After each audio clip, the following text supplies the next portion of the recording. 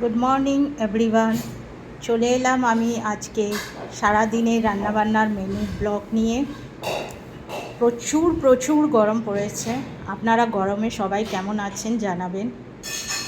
আর আমার তো গরমে প্রচুর অবস্থা খারাপ, রান্না করতেই ইচ্ছা করে না, কিন্তু কি করব, পেট তো মানে না, রান্না তো করতেই হবে। আর যাই হোক ফ্রেন্ডস, আপনাদের ভালোবাসা দেবেন।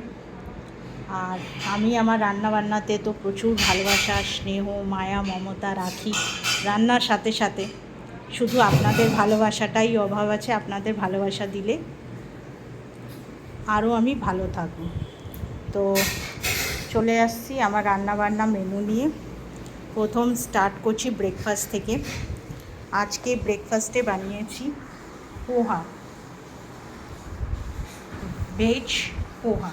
এর মধ্যে গাজর, ক্যাপসিকাম, তারপরে তোমার একটু কুচি কুচি করে আলু, কারি পাতা, সর্ষে ফোড়ন, হ্যাঁ, বিনস, এই সমস্ত কিছু দিয়ে চিড়ে দিয়ে পোহা বানিয়েছি। হেলদি অ্যান্ড টেস্টি, কোনো সাইড ইফেক্ট নেই।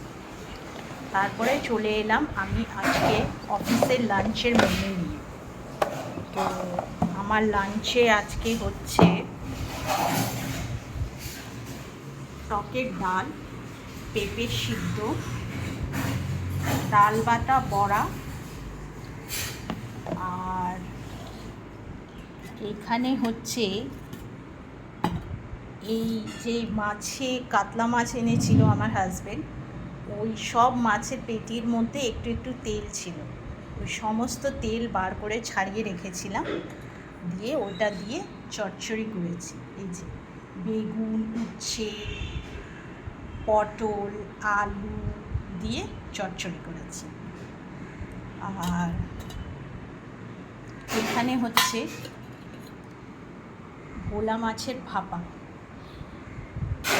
চিংড়ি মাছের ভাপা শুনেছেন, ইলিশ মাছের ভাপা শুনেছেন, ভোলা মাছের ভাপা কে কে খেয়েছেন জানাবেন। কিছুই না, সর্ষে বাটা, কাঁচা লঙ্কা বাটা দিয়ে ভোলা মাছের ভাপা বানিয়েছি। কে কে খেয়েছেন কমেন্টসে জানাবেন, আর কেমন লাগছে। আর যদিও না বানিয়ে থাকেন, বানিয়ে দেখবেন, দারুণ লাগে। তাই হচ্ছে আমার আজকে রান্নাবান্নার মেনু। আর রাতে হবে এই রাইস আছে, পেঁপে সিদ্ধ আছে, ডাল বাটা বড়া আছে, তারপরে এই ভোলা মাছের ভাপা থাকবে, আর এখানে আমার টকের ডাল থাকবে, আর এই চচ্চড়ি একটু থাকবে। তো এই হচ্ছে আমার আজকে সারাদিনে খাওয়া দাওয়ার মেনু। আর বিকেলবেলা আমি ভাবছি রোল করব, এখন প্রসেসিং করে রেখে দিয়েছে। এই যে রাতে এসে রোল করব, বিকেলবেলা প্রচুর খিদে পায়।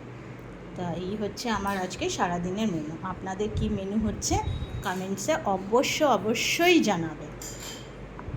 থ্যাংক ইউ এভরিওয়ান, ভালো থাকবেন।